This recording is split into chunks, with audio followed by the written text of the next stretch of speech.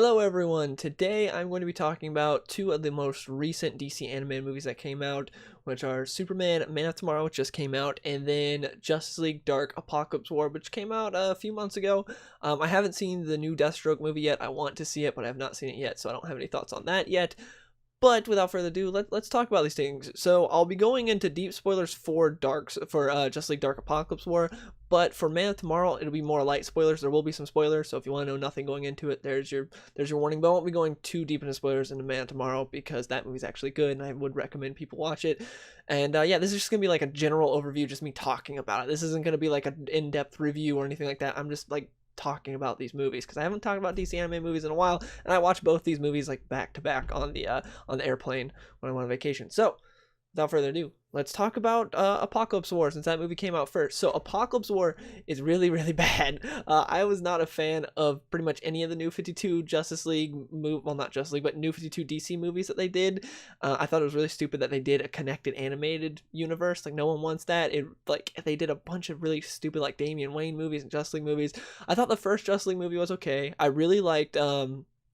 Flashpoint was really good, but aside from that, there wasn't really anything good during this like whole New 52 stint that I saw. At least they were all pretty bad, and I didn't care for the art style. The voice acting was pretty bad for the most part, and Death of Superman was okay. Return of Superman sucked. Death of Superman was all right, but it also took away from the fact that like during all these years they just wanted to do these movies, so we didn't get any like classics. We didn't get any more classic comic book stories adapted to animated movies, which I think is a big part of what people love about the animated movies, seeing their favorite comic stories brought to life. But we didn't get that at all because we had this stupid universe. Anyways, the premise for Apokolips War is it's basically you had a bunch of people that make these DC animated movies, and they saw Infinity War and Endgame, and they're like, we should do that for our animated universe. That'd be cool. So that's what they did. They made a really crappy version of Infinity War and Endgame with their New 52 animated universe, and it was terrible. Like, it literally, there's literally a scene in there where they're like planning the death of Darkseid. Like, Superman comes up and he's like, that Darkseid guy's pretty bad. We're gonna go and kill him, put him down once and for all. Let's just murder Darkseid proactively. And everyone's like, yeah, okay. You have like two people that are like, maybe that's not the best idea. Like, I think like Constantine, Shazam, I don't remember, like two people are like, maybe that's not the best idea, but everyone else is like, you know what, they're right, we should go and just murder Darkseid, since we could do it the whole time, but let's just go murder him now. It's so weird. Like, yeah, of course, out of all people, Superman would be the one saying that. Like, you think out of all of them, like, Wonder Woman would be the one with like the military strategy and would be like, listen guys, taking out Darkseid is a net positive, and we should go and murder him before he does anything bad. Like, you think Wonder Woman would be the one like saying that, but no, it's Superman is the one that has the idea to go and proactively murder Darkseid. It's weird. Like, they literally, like, the movie tells you, like, this is Superman's idea. They even have Batman go, at first I wasn't a fan of it, but then I was like, yeah, we should support Superman, just to show that, Batman wasn't in on this dumb idea, because that's like a big thing over every single, like, back in the Bruce Timm era to now, they always have to show you how much better and smarter Batman is than Superman, and they do that here as well, where they're like, I was not a fan of this dumb plan, but then I kind of came around to Superman's dumb plan. And flash forward, you see that the plan went terribly. A bunch of people died in the Justice League. Batman went and got brainwashed by Darkseid and is now on the Mobius chair and is sort of his Desaad type character-ish, except he's on the Mobius chair. And Superman got like infected with kryptonite, so that way he would like always know like what Darkseid did to him or whatever, and then like banished to Earth. Wonder Woman got like parts of her like body like ripped off and replaced with metal, and now she's like the head of the New Furies. Like, a lot of bad stuff happened, and the only person that can save them now is Constantine. So Constantine is the main character of the movie, and honestly my favorite part was probably Etrigan. Etrigan's not in the movie a lot, but I think he's my favorite part, and he gets to go ham for like one scene before he dies. A lot of people die in this movie. This movie wants to let you know that it's R-rated. It was like very graphic. The most graphic DC anime movie I've probably ever seen. Like, there's just a lot of limbs being torn off and people dying. Like, it's very graphic. So anyways, a bunch of dumb stuff happens that you don't care about, including Lois Lane fighting Harley Quinn. Anyways, that dumb crap happens. And then we get to the end. They end up defeating Darkseid by having Trigon fight Darkseid, because Raven's a big plot point in this movie for some reason. It's nothing like the comic at all. Like, I was not the biggest fan of Jeff Johns' run on Justice League. Jeff Johns is my favorite comic book writer. I think he's amazing. But I don't think team books are exactly his specialty, at least when it came to Justice League.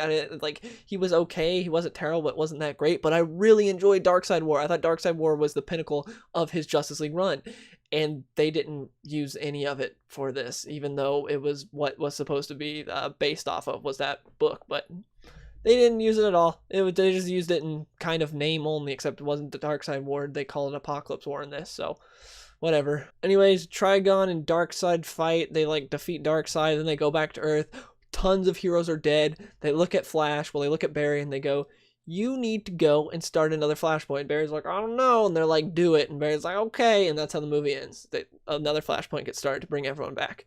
Boom. This universe is done. We never get to see any more of this universe, thank God, and we're done with these movies. So, Apokolips War. It was freaking terrible. Do not watch it. Don't waste your money on it like I did. I freaking rented it. I spent like $7 or something on the Uplay store, $5 or $7 to rent it. Waste of money. Man of Tomorrow, however, which we're moving on to, which is sort of like beginning this new era of DC animated movies post New 52 DC movies, was pretty good. And that one I was not able to rent because it just came out, so they only had it available to buy. And thankfully, it was not a waste of like $20 that I spent on it. It was actually a good purchase. Like, it was a good movie. I'm gonna watch it again. Like, I enjoyed it. The voice acting took a little bit of getting used to. It's got Darren Criss, I think is his name. He's the guy from Glee voicing Superman. It's got Alexandra Daddario as Lois and Zachary Quinto as Lex Luthor. So I honestly really liked Zachary Quinto as Lex Luthor. I thought he did a pretty good job. Darren Criss and Alexandra Daddario, it took a little getting used to. I was like, man, this does not sound like Clark and Lois, at least how I imagined in my head. But then I kind of got used to it. I'm like, okay, this isn't that bad. Nothing could be worse than Rainn Wilson as Lex Luthor, which they brought him in starting at Death of Superman in the previous New 52 movies. Terrible. Nothing against Rainn Wilson, but he just has the worst voice ever for Lex. It is so bad. Just the worst. But anyways, voice acting was pretty good. The guy that played Lobo did fantastic, killed it. Lobo was my favorite part of this movie. He is great. Every scene with Lobo in this movie is amazing. I love Lobo. I love the animation style. The art style is great. It's really fluid with the action, and it just looks awesome, and it's so much better than the New 52 one that we had, which was sort of like a mix of like random, like generic sort of superhero cartoons and like anime style-ish. Like, it was a really weird like art style that the New 52 movies had. It was just odd, just like this weird mix. It was just, I don't know. But anyways, the action was good, but my only complaint with the action was there were sometimes the choreography where it was like weird, where like Superman would be standing there, Lobo would be like 10 yards away from him, charging at him to punch him, and Superman would just stand there and just like let him hit him in the face. And it's like, why was that choreography like that? Like, Superman didn't try to move out of the way. He didn't try to block. He's just like, oh no, here comes Lobo. Thunk. And it's like, okay. There was a couple times like that where like there was like some weird sort of pauses where it's like, why isn't there movement here? Why isn't Superman or Lobo doing something? Why is like they waiting to get hit is weird, especially because it's animation. You know, it's not like, you know, there's stuntman timings or something. It's animation, so that was a little weird. But there's not a whole lot of that. There's just a couple times I noticed that. One of my other complaints was Parasite's origin. I wasn't the biggest fan of how that happened. So a grenade explodes I'm a little confused on the origin actually. So a grenade explodes at LexCorp. And I'm not sure if it explodes something at LexCorp that causes him to turn into Parasite, or if it was what in the grenade that turned him into Parasite. Because later on, when Parasite goes to Lobo, he says, "You did this. What's happening to me?" As if Lobo was the one who, like, what was in that grenade turned him into Parasite. So that makes me think that Lobo did it. Which, if that's the case, Lobo has grenades that can turn anyone into Parasite. What? That's kind of dumb. And also, this book is partially based off American Alien. They definitely take some cues from it, and there are some like direct references to American Alien in it, like the part where Lobo's like, you know, you're Kryptonian or whatever, and he goes, I'm from Kansas. That's straight up out of American Alien.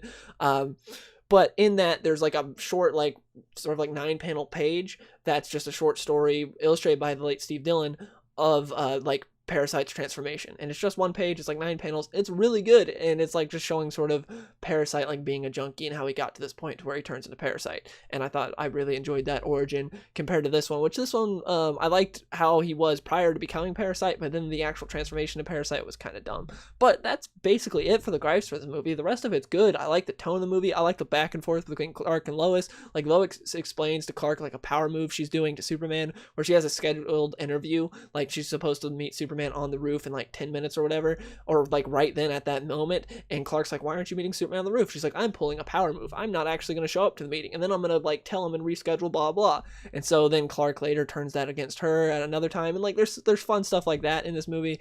But yeah, it's a really good time. It's the best DC animated movie I've watched in years. It's really good, and yeah, I would just highly recommend it. It's weird seeing DC actually give some love to Superman and do a good Superman animated movie, because the last good Superman animated movie was probably All-Star Superman. Like, it's been a while. They did like Unbound, which sucked. I can't remember what else, but they've some others. But this was actually really well done. Death of Superman was not bad, but not great either. But this was really good, and I highly recommend it if you're a Superman fan. If you haven't seen it, if you're looking for something fun to watch, go watch it. It's a good movie. I spent $20 on it, and I don't regret it. It's definitely good, especially if you're craving some Superman content, because the comics suck right now with Bendis. Even though he is leaving, thank God, there's no like show. There's no Man of Steel 2. There's not much Superman content, new Superman content out there. So if you're looking for something new, watch this. Highly recommend it. Really good. But anyways, that's about it. Please let me know in the comments below if you guys have seen either of these movies. What'd you think? And I've been streaming on Twitch lately because I am banned for streaming on YouTube. Most of you probably saw that video. So yeah, I can't stream on YouTube for like 3 months. But if you want to watch me stream, my Twitch is linked in the description below. And yeah, that's about it. Hope you guys enjoyed the video, and I'll see you guys later.